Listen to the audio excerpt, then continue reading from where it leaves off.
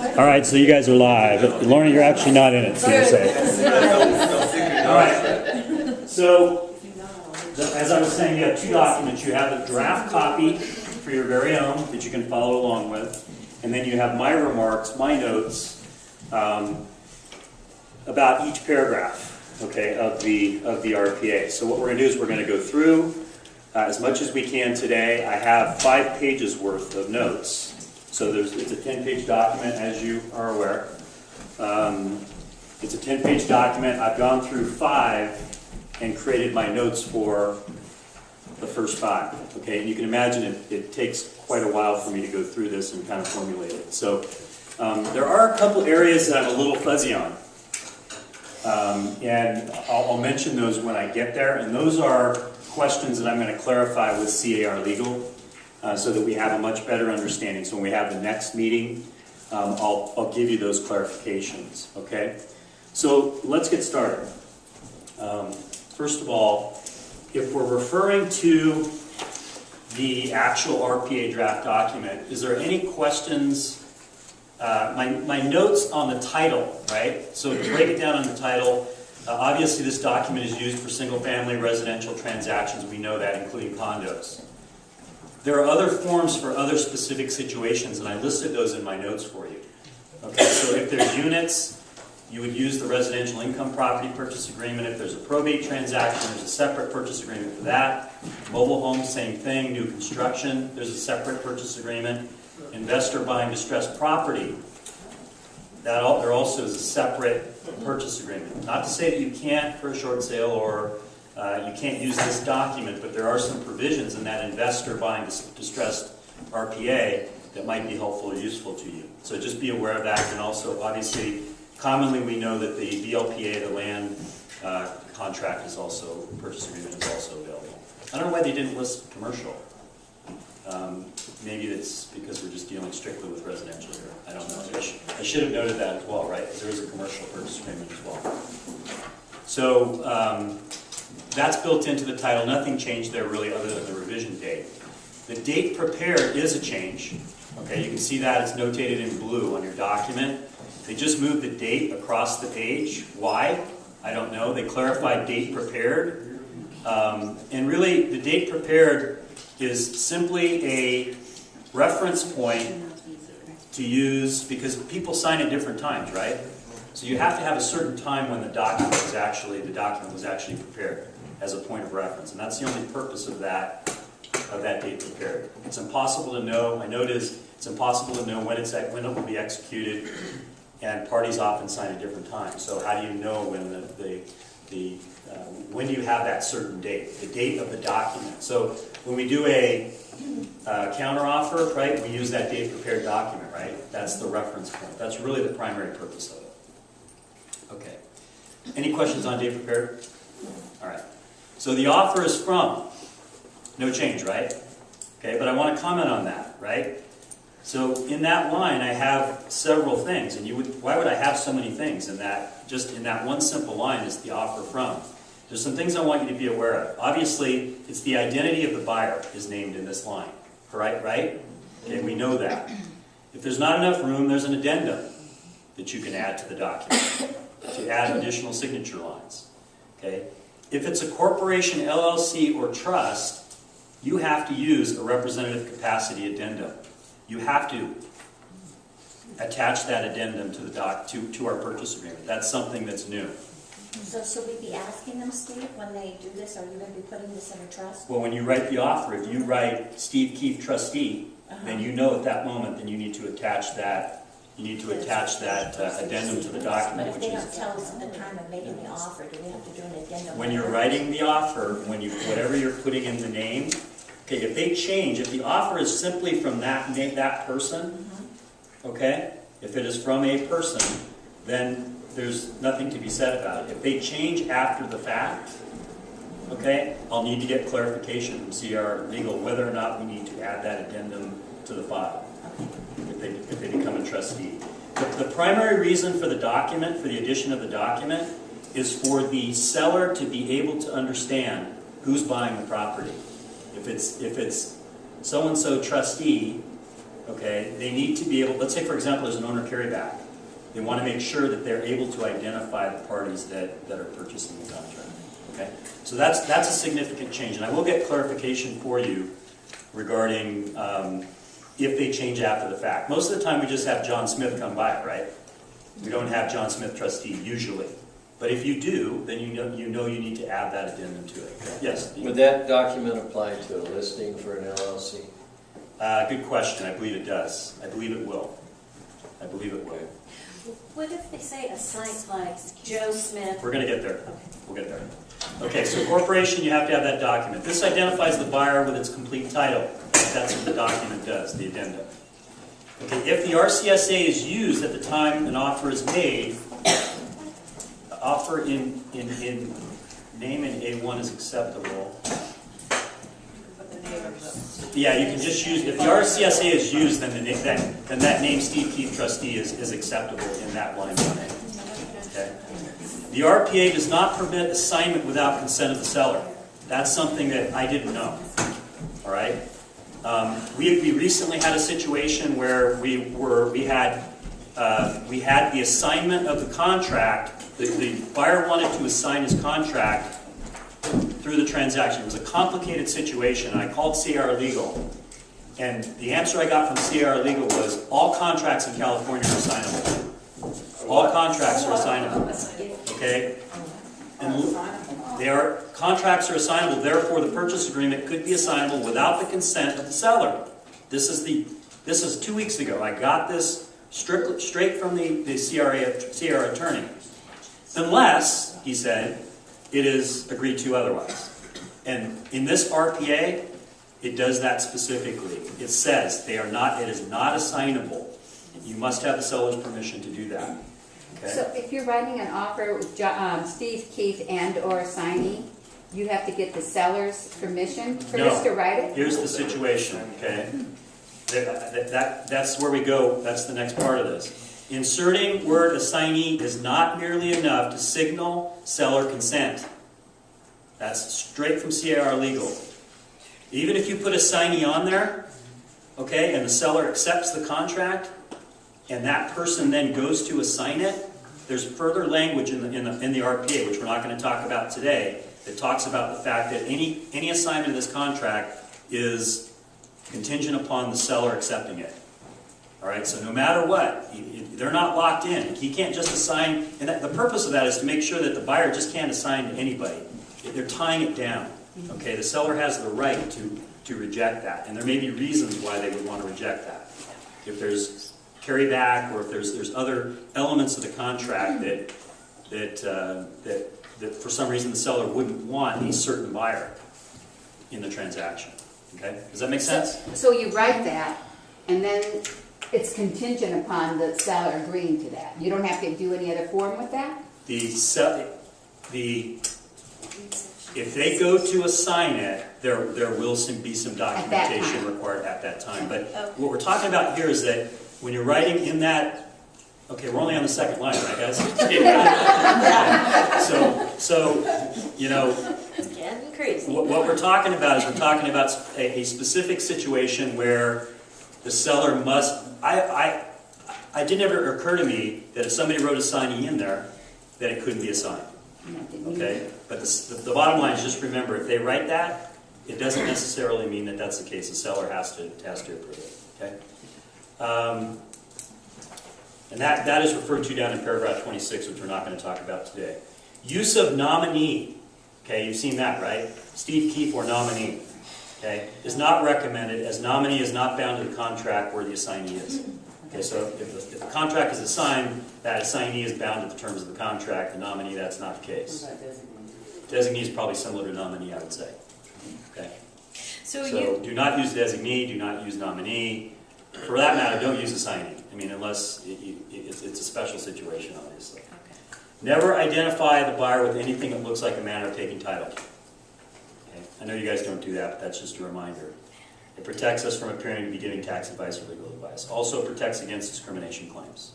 Okay. So that's it on offer from. Then we launch into 1B, which is the real property. Okay, there's no changes there, and I don't really have anything other than just be as complete as possible on 1B. On 1C is just the price that we're offering for the property. Again, nothing special there. That's all pretty much the same. Let me comment that on the overall, the revisions in the contract, there is some new information, but there's also just rewording and clarification and moving around. You'll notice as we go through the RPA, things are in different places. Okay, for example, when we get to page 2, you're going to see all of the addenda and advisories are on page 2, as opposed to wherever it was, 5 or 6.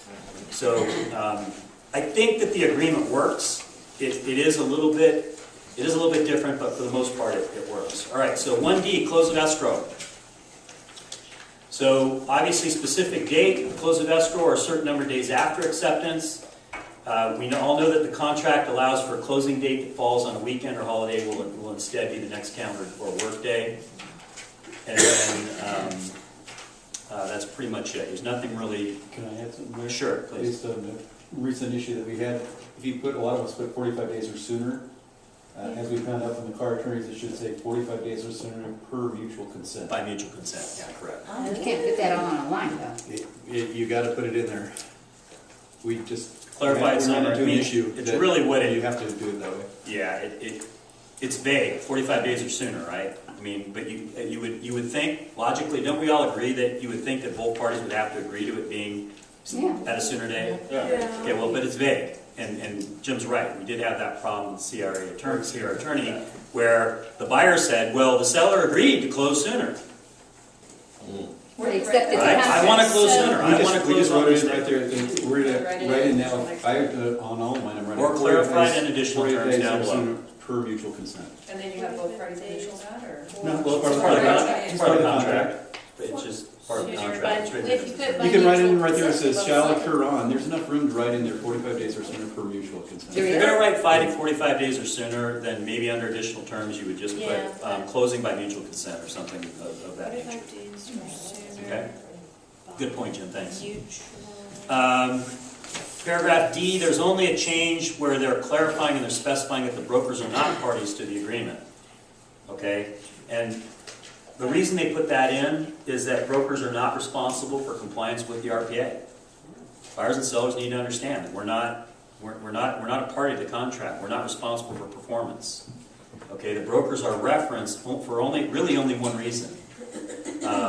Actually, for two reasons. Brokers are referenced for the purpose of confirming agency, and secondly, for compensation. Other than that, we're kind of outside the contract. We're helping facilitate, but we're not a party. If there's a breach, it's not our responsibility. Okay, we don't have that responsibility in order to remedy that. Okay. Agency, minor change. They just added parties, some language to clarify who the parties are under disclosure. In paragraph 2A, disclosure, buyer and seller acknowledge prior receipt of the AD. So they're acknowledging that they have received a copy of the AD. And the AD, just as a reminder, merely describes agency types that are possible. It doesn't do anything other than tell them what is possible. The actual agency relationship is revealed in 2B below, right? And there's nothing really different there. It's pretty much the same as we had prior to. But that's where we actually confirm that agency. By buyer's agents, let's see here. AD is required to be presented. We know this by the listing agent to the seller prior to taking the listing, right? 81. By the buyer's agent prior to signing a contract, the seller may also sign that 82. Okay, so 82 is the buyer's agent to the buyer. By buyer's agent prior to seller, prior to presenting offer, if the buyer's agent is not the listing agent, would be 83.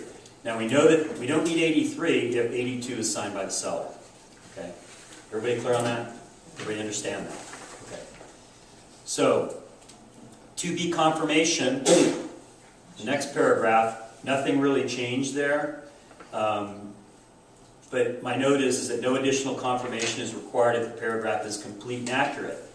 If it's left blank, if it's not accurate, if the parties do not agree which I'm not sure why they would, but if they didn't, then, or if the information is left out, a counter will have to be written, and then there's a car form AC, which must be attached to the signed counter offer to clarify that.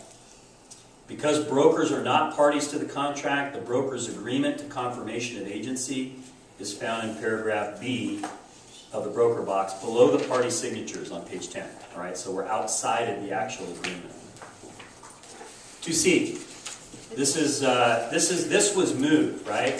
2C used to be paragraph B in the RPA. It was very wordy, and it's now changed. Okay, and it says potentially competing brokers and sellers. The parties each acknowledge receipt of a possible representation of more than one buyer or seller. Disclosure and consent. Car form PRBS. Do we all do that? No. Is that a new form? It is a new document. There's a checkbox. One of the things I need to clarify with CAR is there's a checkbox there, right? But it's automatically checked. So why would they have a checkbox? I don't quite understand So that. we're required now to do that. Yeah, we will need to, beginning November, when we start using this document, that document will be part of our, so when we write an offer, that document will be part of our offer That should package. replace the DA then. Yes, It replaces it, yeah? yes it does. Okay. So they won't use the Okay, it DA. replaces the DA.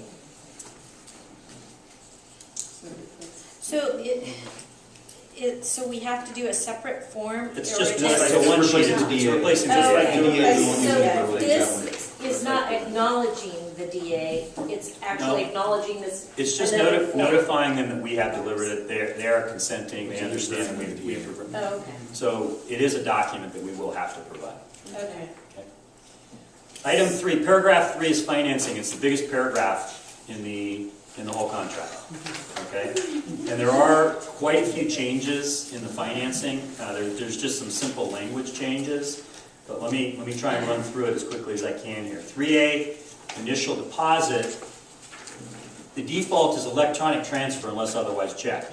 Right? Okay, that really hasn't, I don't believe that that's changed. But it does say, actually I guess it has changed, because if you look at the language in it, it says under 1, buyer direct deposit has been added. Okay? So that is the default. If that's not the case, if it's going to be check or some other form, it needs to be checked there. Checked. Okay? Otherwise. Otherwise, the buyer is consenting that they will electronically transfer to escrow.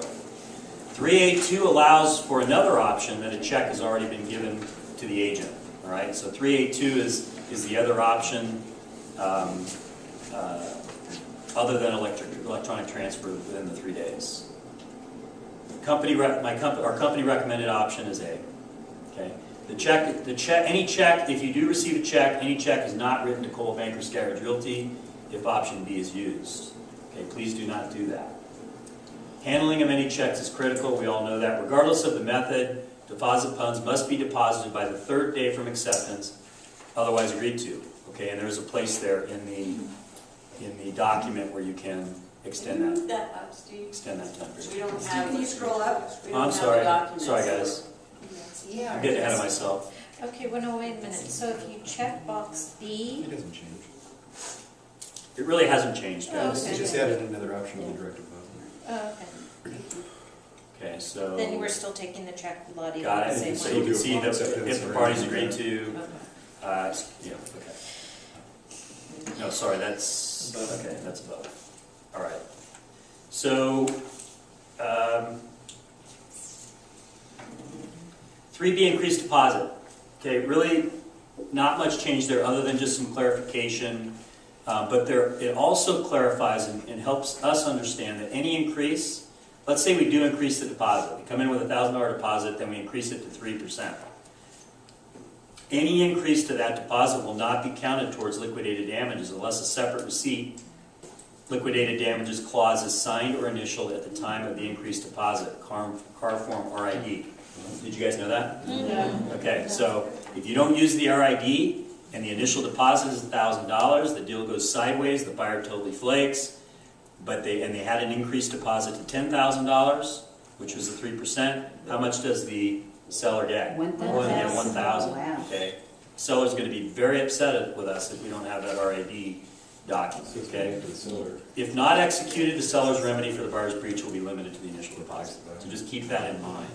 And that language is included. Is that correct? Yes. It is included in there. So the seller is made aware of that as well. But as we know, they sometimes don't read the document to the extent that we would hope they would. Okay, all cash offer. RPA requires written verification with the offer unless otherwise checked. Okay, so you write an all cash offer. Do you normally have Proof of funds. proof of funds Yeah. in that? Okay, all right. So, unless checked, obviously, that needs to be a part of the deal.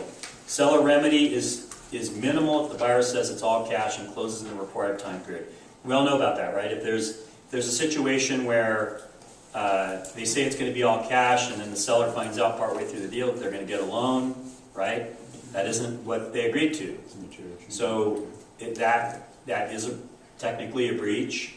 But in the real world, my note there is in the real world, you're probably not going to get anywhere with it, right? I mean, the seller, as long as they close on time. If they don't close on time, then that could be a problem. Now, the seller doesn't have to cooperate. It says that in the document. The seller really doesn't have to cooperate with anything other than the stated financing method or how they're going to approach it. I think that's further down in the contract. You know where, Steve? Yeah, I have a note on it. We'll get to it. Okay. Well, if that changes, doesn't the buyer need to notify the seller Yes. in writing, Yes. and then the seller signs it, and then it's accepted at that point? Yes, but a lot of times they don't do that, right? Right. I mean, what my point is, it's probably not really. I mean, the seller's damages are not going to be realized more than likely in common sense if it closes on time. It's when it goes outside that time period where there's going to be potential issues. Where was I? 3C, I think it was still in all cash offers, right? So let's move on to 3D, which is loans. And there really isn't much change there. You can see they did change the assumed financing. There's a different form for that, and you can see that in there. But my notes on loans, default in the RPA is that the contract is contingent upon obtaining designated loans in 3D. Okay? If it's a VA or FHA loan, automatically the third paragraph will apply. So if you check FHA or VA, then the third paragraph in that section, which I'll move it up. Sorry, guys. Thank you. The third paragraph will apply, which has specific language regarding FHA and VA. Third paragraph, okay. The RPA defaults that the fixed rate conventional loans will be obtained. Okay, so it can be altered, but knowing that if you're going with the default, it's fixed rate conventional loan. The rate should always be specified. Do not use prevailing rate. Allow for market fluctuation, so estimate a little bit high on the rate. Okay, points should also be specified, and we know that. We need to just pad it a little bit because those are the terms that the buyer is stating that will be acceptable for them to close on. If it's lower, then great. But we do need to pad it just a bit. If the seller financing box, let's see, if seller financing box must be checked and the form must be attached to the offer, in the seller financing disclosure. Okay, 3D FHA and VA, 17-day default to identify the costs. This is something, it isn't new, but I found it interesting. I'm not sure how many of us are doing this in FHA VA. Are we? Yeah. We are? Okay. So we're identifying those costs. 17-day default to identify the costs the FHA or VA lender will require the seller to pay. Within that period, buyer shall provide notice of the lender's requirements. Seller is under no obligation unless specified in writing. If the seller agrees, an addendum to the contract needs to be formed. CAR form, yada, yada, yada. Can be used for that purpose. If the seller does not agree, the buyer will not be able to secure the loan. Unless some other means comes into play. Added FHA amendatory clause. Form allows the buyer to cancel if the property does not appraise. So that is That is an added item. You can see that highlighted in blue. So there is an administratory clause, which will be part of this transaction. So that's an additional document that will have to be attached to the contract.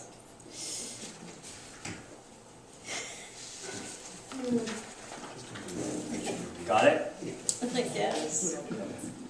Additional financing terms, there's really no change there. Use only for financing terms is the recommendation. Obviously, don't put other things in there. Just put if there's clarification needed on financing Quick terms. question, go back to the application. Yes. If you're representing a seller and they don't submit that FVAC,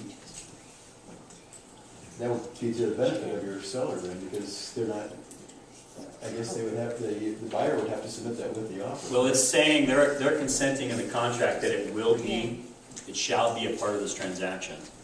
So.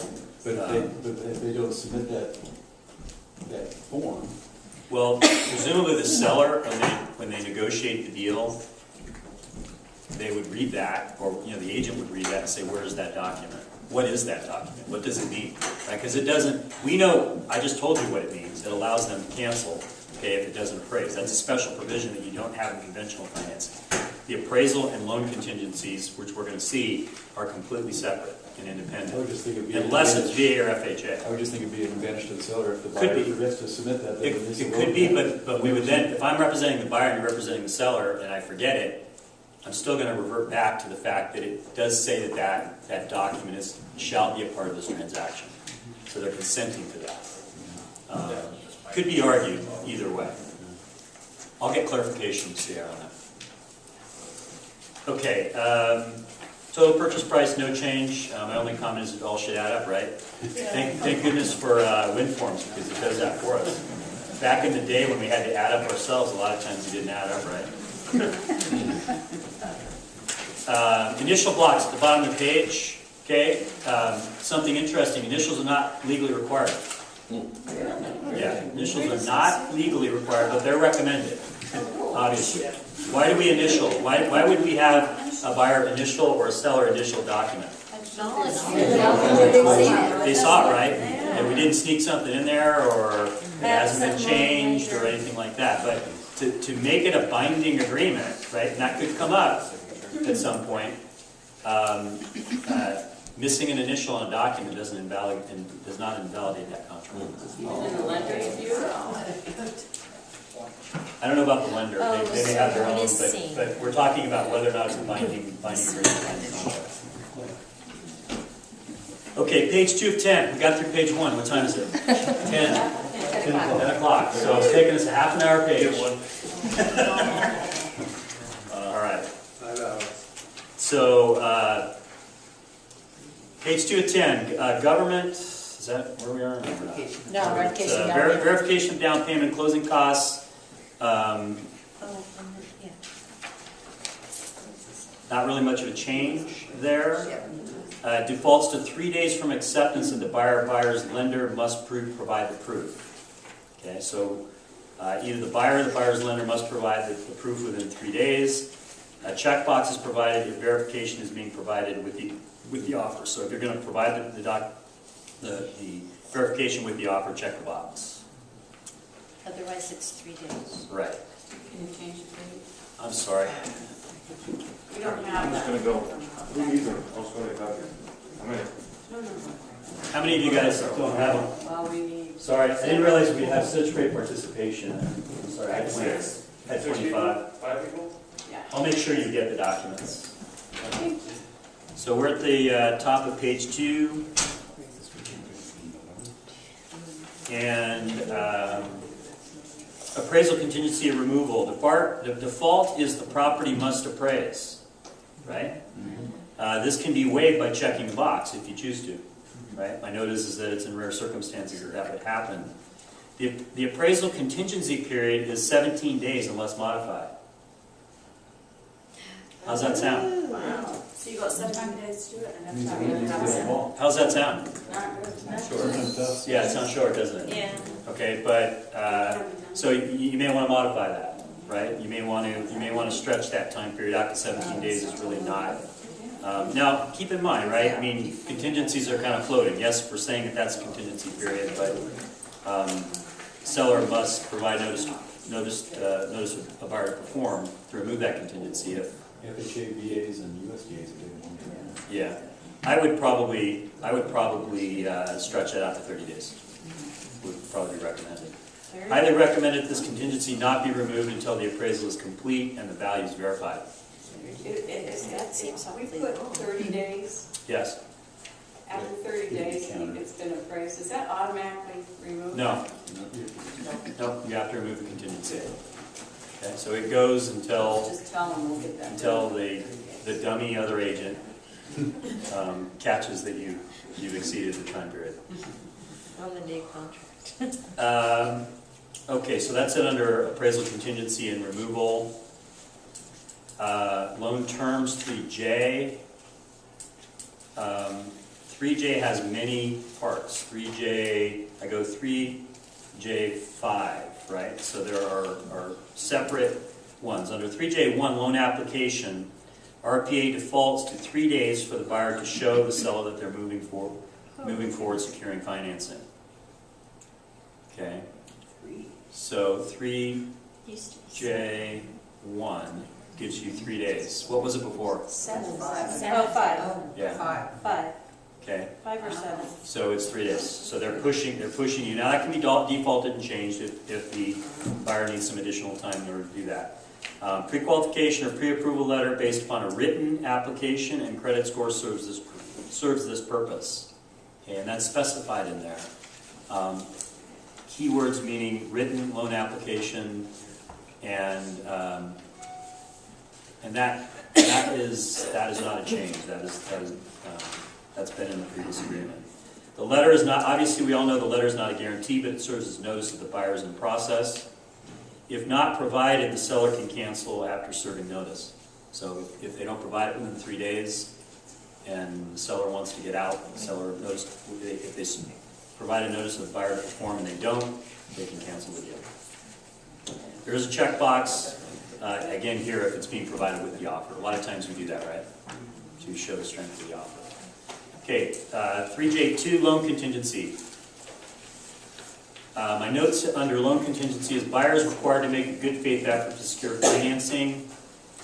Obtaining deposit, down payment, and closing costs are not contingencies. Did you hear that? Obtaining deposit, down payment, and closing costs are not contingencies. A buyer can't use their own contingency to fail. So getting those things which they say that they are going to get, if they don't get them, that's not a reason to cancel. If the cause for the lender not making the loan is these items, the buyer could be in breach and the seller may have recourse.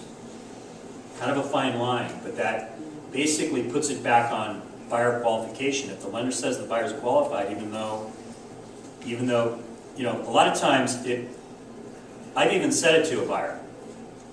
Well, if you can't get the down payment, if you can't come up with the cash that you need, that the lender's asking for, then you can't get the loan, therefore you're not qualified, right? Yeah, you guys ever thought of it that way? Yes, sure. Okay, well, that isn't the way it works. You can't, a buyer can't use that. If a seller wants to press the issue and they want to delve into it, and if the lender says, yes, they're qualified, the only reason they're not qualified is they don't have enough cash to put down, okay, then the buyer's in breach. You How do you understand? become qualified if you don't have the money? I don't get that. Because you're attesting in the contract, when you put it in the contract that you're going to put $20,000 down, you're saying I have the $20,000 put down. And then the lender finds out you don't have the money. That's acting in good faith. Okay. And It's kind of a special. It's splitting hairs. that's weird. Okay, but it's something that I found that I wanted you guys to be aware of. If the appraisal contingency has been removed, because the appraisal contingency is 17 days, the loan contingency is 21 days in this new contract. Isn't that weird? Yeah. Yeah, I don't know why they did that. I'm going to ask them why they did that, but it doesn't make a lot of sense to me that, although the appraisal will be done before the loan will be done, so maybe that's why they did it that way. So if the appraisal contingency has been removed, or there is no appraisal contingency at all, and the lender will not lend as a result of a low appraisal, the buyer can't use that to cancel the contract if the buyer is otherwise qualified for the loan.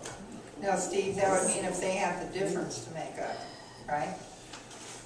Yeah, they'd have to come up They'd have to come up with a difference. No, I think this would be under the case where you're not at full max LTV. Okay, you follow what I'm saying? If this is saying that they would otherwise qualify for the loan that they applied for. What you're talking about is that the lender will only lend. See what I'm saying? Yeah. If they're applying for have a max big down. LTV, Right. then they're not going to qualify for the loan that they. So if they had a big down payment, 50% Correct. down, okay. And they qualify for every other reason, and the property doesn't appraise, and it's already. So let's say they remove it on 17 days because they feel confident everything's okay. Right. Right? Well, we're just going to go with what the contract says. Remove it on 17 days. It doesn't appraise. It's a $50,000 loan on a $100,000 value that only appraises at 80. Okay, Okay? So everything else is good, but it doesn't appraise. Sorry, right. you're on the hook. Okay? You have to close it. You remove that. Remove that So contingency. don't remove the contingency. Do not. The recommendation is do not, until you've got full value or you understand what you're dealing with, do not remove that appraisal contingency. Steve, what about the loan contingency? We're Do going you to want get. it? We're going to get. Oh, I thought we did that. The loan contingency becomes a buyer's qualification. So therefore, what we're talking about here is the loan contingency becomes a buyer qualification contingency. Okay, once the appraisal contingency has been removed. Does everybody understand what I'm saying there? Okay. If you don't, come in and talk to me, and we'll kind of work through it. Loan contingency removal. Okay, it used to be what? What was the loan contingency removal? There was a box. Was there no default? I can't remember if there was a default. It was 17 days. Right. Okay, Otherwise so checking. today it's box. 21 days. The default is 21 days, unless it's otherwise agreed to. Okay? And we've already talked about it, the appraisal and loan contingencies are separate. So that's 3J3. The change in there, The box. There's no box to say. But it said loan contingency shall remain in effect until the. You have to handwrite it in there. that's gone. That's So you gone. can't just hand. That's gone. So it would have to be, Write it in the yeah. Under other terms. It would have to be under additional terms. Well, on the first page. No. No, page 2. It's in the Under bottom. 6. Paragraph Page 21 Paragraph were 6. blank, so can't You you got put 8 people. You can put, Barely days, 250. well, you wouldn't do, guys, you would not do that, right? You would not, I mean, that would, the seller would be like, what, 120 days? You would probably use, if you want the loan contingency to remain in effect through the funding, you would write that under paragraph 6. You would have a phrase that you would use. Other terms. Yeah. And then why wouldn't you make it as long as escrow is in? You could, Does that make but sense? you could, but that's dangerous in the fact that if the buyer, what if it goes longer? Right? So why do you think they removed it then? Good question, I'll ask them. I think a lot of agents didn't realize that box was there. Now it's going to be more evident if you're typing it in. Yeah, People are going to see it now. It was hidden before. yeah, it's a good question, Dieter, I don't know why. They've changed a lot, they've reworded a lot, that some of it, as I look at it, doesn't make a whole lot of sense. But to attorneys apparently, and the agents, the way that this document was developed was the agents commented and said, these are the things that we want. So there must have been a strong enough, group that wanted, that didn't think that was necessary. My question is, how do you protect the buyer then from that, not being funded a day before escrow closes? Counter You it out. just write it in here. Does that make sense? Make When we it checked that effective, box, designated loan the is buyer funded. was safe until the very last minute if the loan did not fund, correct? By checking that old box. Now that box is not there, so how is the buyer going to be protected? By number 6. By number 6, you write it in. Right. You would The write same it verbiage that was in the contract that they in. Yeah, removed. you would write that. More likely to be Loan counted contingent out. is based on. Loan contingency, what you would write, Counted out now. what you would write would be something like, loan contingency to remain in effect until the loan is funded. Okay, cool. So more than likely it's going to be counted out. Bless you. Count it out. The seller will count it out. They always Every- counter it. Well, but most of them don't know that little check box All right. is there. You miss it. You're absolutely right. 3J4, no loan contingency, optional paragraph. Buyer creates a covenant to complete the transaction even if the lender does not fund the loan. So we all understand what that means. If they write in no loan contingency, they're trying to they are trying to express their strength in the transaction, and that would be the primary reason for using that. 3JF, lender limits on buyer credits. This is new, guys. Okay, so this is 3J5. It's all blue. Let me try and summarize the gist of it for you. Under 3J5, in the event the agreed upon credit exceeds the lender's allowable limit. Does that ever happen? Yeah. So what happens if we contract that 4% of or 5% of closing costs are to be credited to the buyer, and the lender comes back and says, well, you can only have 3%. What do you do? The agent chips it in. No, you renegotiate, right? You either, because you've agreed to a higher sales price based on a credit, so therefore you're going to reduce it down. This paragraph basically just, well, let me go through it. Per the new RPA, the credit is reduced. Automatically, the credit is reduced to the amount approved by the lender. The purchase price remains the same. So it's telling the buyer and seller, you know what, if you agree to this and the lender comes back and says you can only have X, then it's reduced to that. It says it in the contract, it's reduced to that, and the price stays the same. If your contingency period has been removed, let's say this comes up at the end, and all the contingencies are removed, the buyer's stuck. Okay? They're going to be stuck. That's the way it is. If the contingencies haven't been removed, then they've got a point of negotiation where they can go back and say, well, no, we're not going to do it that way, Mr. Seller, because you're not crediting me $2,000 or $3,000. We're going to reduce the sales price by that $2,000 or $3,000. Does that make sense? Mm-hmm. Where this paragraph, in my opinion, becomes dangerous is after the contingencies are removed. The buyer could get stuck. Where we commonly just understand that, right? That's just a way we do those negotiations. After the contingencies are removed, it could be in jeopardy. But usually they come from the request for repairs, so by that point everyone's in agreement on everything before the contingencies are removed, so it shouldn't be an issue. Steve, would it be better then, because like Jim said, if you write on the bottom, loan contingency to remain in effect until funded, it's going to be counted out most likely. Right. Okay, so would it be better to put like 45 days for the loan to be up on top rather than write that in? Why would it be counted out? Most people can't. Because before they couldn't see it, sellers never saw that. Because they couldn't see it. Yeah, they can see it now that they see it. It's going to be more obvious. Because they're going to feel like they're on the hook. You have hook. to make the case that. Why would a buyer release that contingency? Right, exactly. Yeah, and why? Makes no sense. You never get a contract through. If you can't get the money, you can't get a deal. Yeah. No Usually once you have have your inspection and your appraisal, you usually know you're in control or not.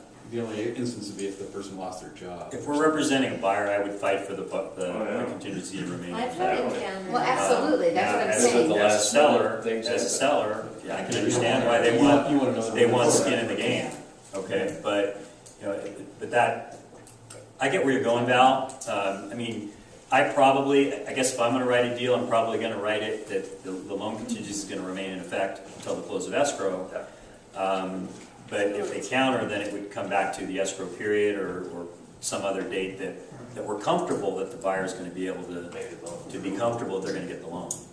Yeah, especially when you read this other part where you're saying about lender limits. Because so many people are crediting for roofs or for carpeting or whatnot. In lieu of repairs. Yeah. In lieu of repairs. Yeah.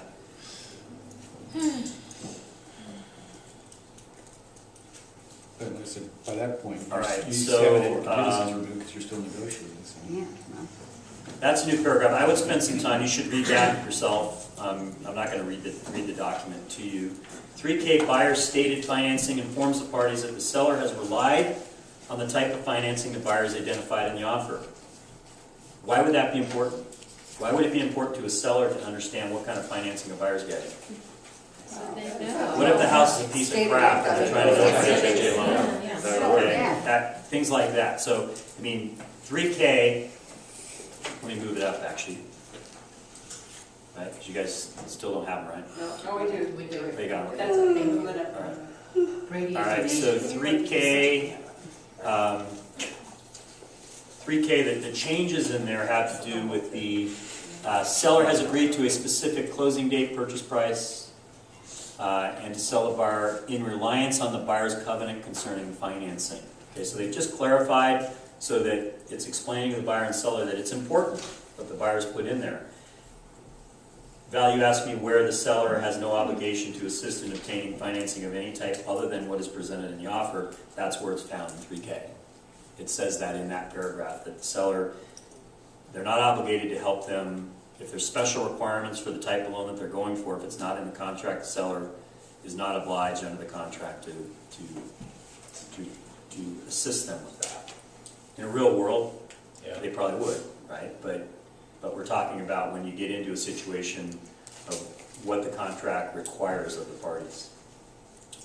Okay, so that's it for financing. Paragraph 4, sale of buyer's property. 4A, sale is not contingent unless 4B is checked.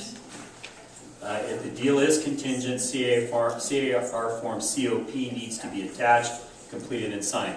I'm going to have a whole nother session on the COP, okay, because that is a document that there's a lot of confusion on. Okay, I've had multiple issues and things come up in the last several months regarding that COP, okay, but the property is not contingent. I mean, you're going to check that box if the property is contingent upon the sale of another property, okay? Addenda, paragraph 5, addenda and advisory. So this was moved, I forget what page it was on. Do you guys remember? 4 or 5. Okay, so it's moved up. It's all blue because it's been changed. It's moved, and then it's also been modified. You'll notice the WPA is not there, right? Wasn't there before, so it's no longer there. So this paragraph, it covers situations that happen common enough, okay, but are not part of every transaction. So these are things that come up frequently.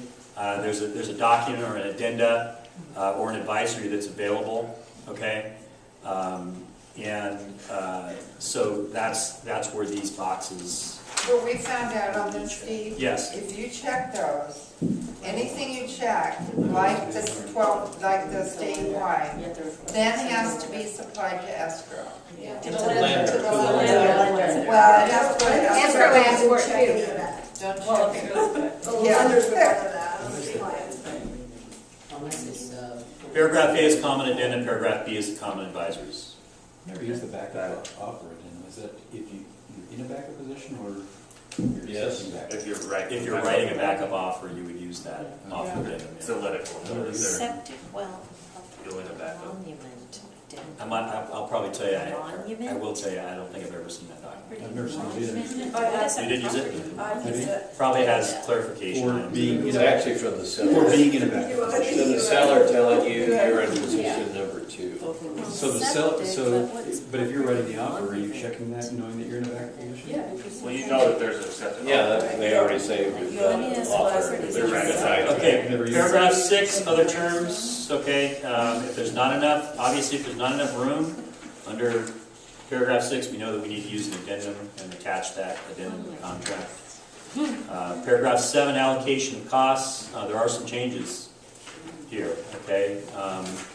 Under 7A, unless otherwise agreed in writing, this paragraph only determines who is to pay for the inspection, test, certificate, service report mentioned. It does not determine, in bold print, it does not determine who is to pay for any work recommended or identified by the report. Okay. So, who pays what? We have customary, but all of these things are negotiable. Okay. Paragraph A reminds the parties that this only pertains to the report, not the actual findings or recommendations. So this is strictly reports. Okay. Any questions? No. Page 2 is done. What time is it? 20. 20. All right, we'll go. So, excuse me, no, Okay. if, like number 2, if you want to check buyer, seller shall pay for the following report, you could put pest control. Correct. If you wanted to so we are checking that box, correct? Yes. What did you say? What? On the NHD, The R&M tax. we will be checking that, because our. Yes. But again, if you check this on the termite, then it's going on the contract. No, but you're only asking for a report. There's no report. specification with regard to the work. Yeah, so do it on the WPA. There, I thought there is. Yeah, you still don't wanna put it in there. Not on the Yeah, contract. but you can have it on the contract. So It's there's a- I think so. Okay, so I am at 7B. Hang in there, guys. 7B. Under 7B, government requirements of retrofit, smoke, carbon, water heater, bracing requirements apply, whether the home is for sale or not. Okay, those laws, they are applicable. It just, they become an issue when we sell something. All right, so whether or not the home is for sale, those requirements are in place by law. However, the parties are free to negotiate who will pay for compliance. As of July 1, 2014, smoke detectors are required to have non-removable, non-replaceable batteries with a 10-year life. Older ones that work can continue to be used. Okay, and then regarding retrofit, I'm not aware of any requirements locally. Conservation is the most common that you see. If there might be an ordinance in LA in some area where low-flow toilets on sale of a property are required. That's where those things would be identified. Okay, we don't really have. Is anybody aware of any retrofit things up here? No. Okay. All right. So, with regard to water heater bracing, smoke, and carbon, it's negotiable, right? Right. It's a requirement. It has to be done. But I mean, I guess that raises an interesting question. How do we handle it? I mean, don't we customarily just assume that the seller must bear the brunt of that? Well, we Well, check seller. But it is negotiable, I right? thought it was by law that the Could be a seller. point. Could be a point of negotiation. It's always been. On a counter. 7C, escrow and title. Designate who will pay and who will perform the service. Escrow fee refers to the bare escrow fee, not notaries or specific fees customarily paid by each party. That's nothing new, but I just, again, thought that I should identify that. For VA, the seller must pay the entire escrow fee. Okay, that's not changed, that's just the way it is. 7D, other costs. What's the county transfer fee? $1.10. $1.10 per thousand, right? Okay, there is no city transfer fee. Okay, if it's an HOA, in most cases, it will be the seller, but it's all negotiable. Okay, new paragraph for waiver of purchase of home protection plan. Don't know why anybody would do that, but they did add that as a waiver. Not really much change in there, just some renumbering. What would it be for RUs and short sales possible? Yeah, could be. Which is down below. You can see that. Okay, 8 items to be included and excluded from sale. Note to buyer and seller: information from MLS, advertisements, etc., are not determinative. The contract is the final word. Okay, so we've all heard it. Well, the advertisement said that there was a hot tub. Okay, I should have got the hot tub, right? But it wasn't in the purchase agreement. What happens? Buyer's probably not going to get the hot tub. Is that a new line, If it's not blue, it's not new. I didn't do it in color for it was just black and white. Way to go, Frank. Next one over there. Just as bad as ours, though, it jammed like 4 times. No, A is not new. Okay, so that is as it is. But have you ever, I mean, you guys, I know you've heard it because I've heard it. I've had people raise issues about MLS printouts, advertisements, flyers, okay? The bottom line is the contract is what we refer to. If you don't have it on the contract, if you want it, make sure it's on the contract. But to put it on an addendum, Oh, right? yeah. Well, Because yeah, you don't want it. yeah. Fixtures. Just because it's listed in the MLS or an advertisement doesn't mean it's